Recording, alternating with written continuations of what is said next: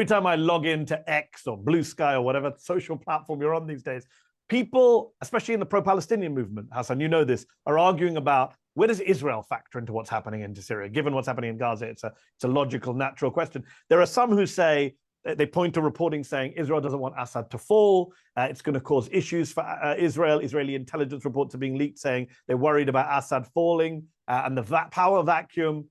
Others are saying, well, hold on, there's well-documented evidence that Israel supported a lot of these rebel groups back in the day, back in 2014, 15, 16.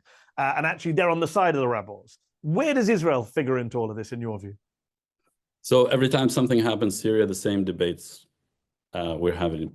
But it's a very good question. I think the Israeli position on Syria is like there are two sides of it, two layers. On one hand, they don't want the Assad regime to fall. This is almost,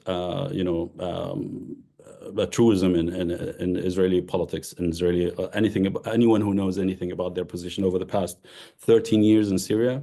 They don't want this the collapse of the Assad regime. Now, what does that mean? It means basically areas between Damascus, core areas that the Assad regime controls, the capital, Damascus, down to areas close to Daraa, Konaitra, near the Israeli borders. That is, they don't want jihadis or Islamists or any other devil they don't know. They like the Assad regime, not because they like the regime itself, because they have come to understand. We can get more because the dynamics between the Assad regime and Israel over the past year, they're fascinating details. They're kind of surprised a lot of people, including supporters of the Assad regime. Now, the other side of it is that other than these parts, Israel supports the fact that and they maybe cheer the rebel advances in the north eastern Syria. The reason why is because away from the capital Damascus, the Iranians have been building network and infrastructures, tunnels and everything in areas away from the Assad regime. So it's an anti-Iran posture.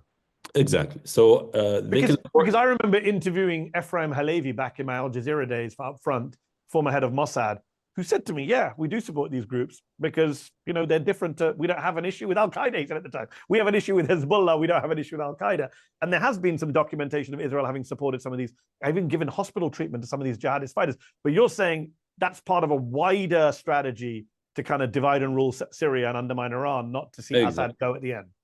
I mean, it makes sense, right? That you weaken the Assad regime by carving out, not you, as in like whether you're talking about Israel or others, in most of the country, along the Iraqi borders, elsewhere, because not doing that means that the Assad regime is too weak to control and consolidate control in those areas. So Iran would be operating in that kind of vacuum.